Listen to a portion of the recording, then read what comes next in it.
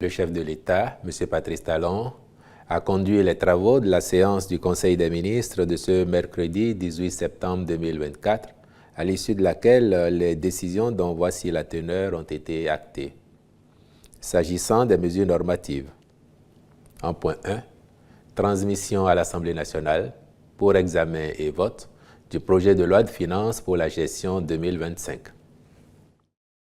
Ce projet de budget s'établit à 3 551 005 de francs CFA, en hausse de 11% par rapport à 2024.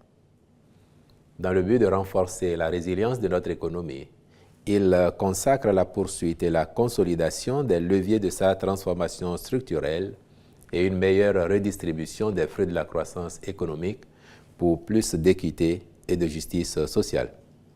Ainsi, courant 2025, les actions de diversification des secteurs productifs, de transformation et de création de valeur seront poursuivies et accentuées.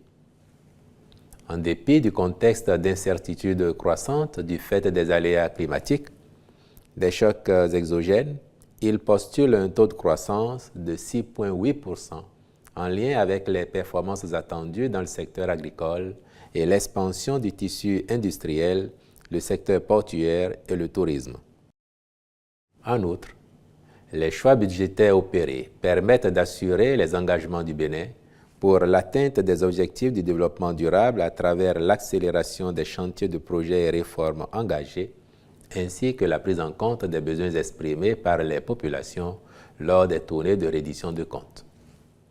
De même, la réduction des inégalités liées au genre, la préservation de la planète contre les effets du changement climatique, la promotion de l'emploi, la déconcentration et la décentralisation demeurent des priorités et des facteurs d'influence des propositions de dépenses et des mesures fiscales. De façon spécifique, ce projet de budget prend notamment en compte la préparation des élections générales de 2026, l'achèvement, la mise en service et le fonctionnement de plusieurs infrastructures socio-économiques, cités ministérielles, cités administratives départementales, services marchands, réceptifs hôteliers et touristiques, structures sanitaires de référence dont le Centre hospitalier international de Calavi, l'hôpital de zone de Savé-Ouessé, l'hôpital de zone de Tchaourou. La montée en puissance des projets de filets sociaux avec le projet Gbesoké, le microcrédit à la FIA, le projet d'alimentation scolaire dont la couverture passera à 100% en zone rurale, l'expérimentation du projet de supplément de nutrition de 1000 jours, la mise en service de plusieurs systèmes d'alimentation en eau potable multivillage et leur raccordement aux ménages, l'extension du réseau de distribution de l'énergie électrique et l'acquisition des compteurs à moindre coût. Globalement, il est à observer que les dépenses à sensibilité sociale cumulent à elles seules à 1101,71 de francs CFA en 2025, correspondant à 41,5% du budget général.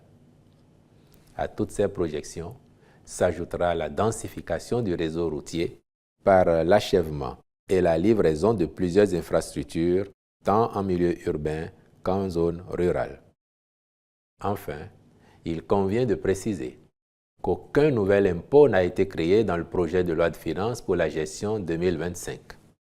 Cet effort traduit l'engagement du gouvernement d'assurer une bonne stabilité et une prévisibilité des normes fiscales pour les opérateurs et investisseurs privés. Dans le même ordre, aucune augmentation des taux des impositions existantes n'a été proposée au rang des nouvelles mesures fiscales et douanières dans le projet de budget. En point 2. Adoption du décret portant exonération des droits et taxes de douane sur les intrants composant les kits de dialyse. La prise en charge de la dialyse nécessite des ressources importantes impliquant l'intervention de l'État aussi bien que la participation des patients. En vue d'étendre l'offre de soins aux dialysés et la rapprocher des populations à l'intérieur du pays, de nouvelles unités de dialyse ont été mises en place à Porto Novo et à Abomey tandis que celles de Cotonou et de Parakou ont été renforcées par l'acquisition de 57 nouveaux générateurs de dialyse et d'équipements divers. Par ailleurs, la Société béninoise d'approvisionnement en produits pharmaceutiques a développé un modèle d'acquisition des intrants qui permet de renforcer la disponibilité des kits et d'en réduire le coût. Tenant compte des contraintes auxquelles font face les patients, le Conseil a décidé d'exonérer tous les intrants entrant dans la composition des kits de droits et taxes de douane afin de réduire davantage le coût du kit et de faciliter le bénéfice du traitement aux patients. Les ministres concernés prendront les dispositions appropriées pour l'application effective de cette décision. Au titre d'autres mesures normatives, il a été adopté le décret fixant les modalités de désignation des membres des corps de métiers et secteurs au sein des conseils départementaux et du Conseil national du Conseil économique et social. Au chapitre des communications, en point 1, contractualisation dans le cadre de l'installation et l'appui au fonctionnement de 6 complexes de transformation dans les filières manioc, maïs et riz, de type co-entreprise pour le compte du projet d'appui au développement agricole et à l'accès au marché.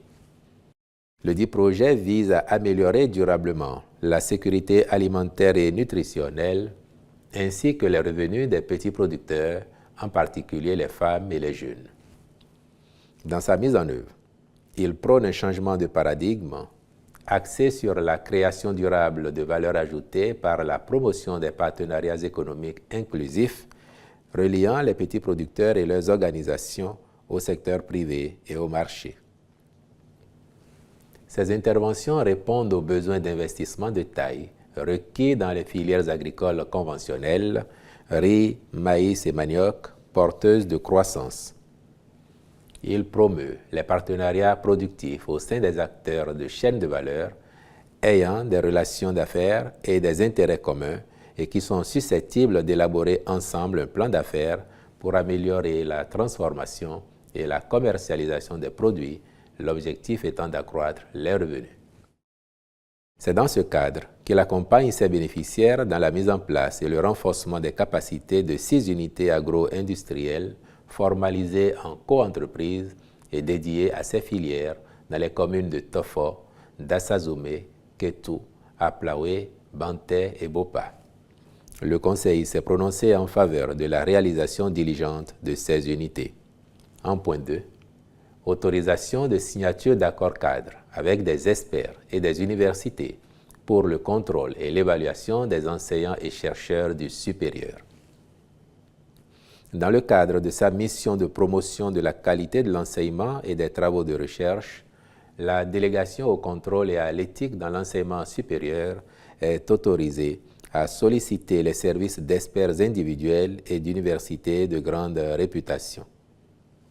À cet effet, elle a lancé 3 campagnes successives d'appel international à manifestation d'intérêt, au terme desquelles elle a retenu, d'une part, 38 experts de notoriété internationale dans leur spécialité et, d'autre part, 2 universités canadiennes d'envergure avérée, susceptibles de mettre à sa disposition, chacune, des dizaines d'autres experts.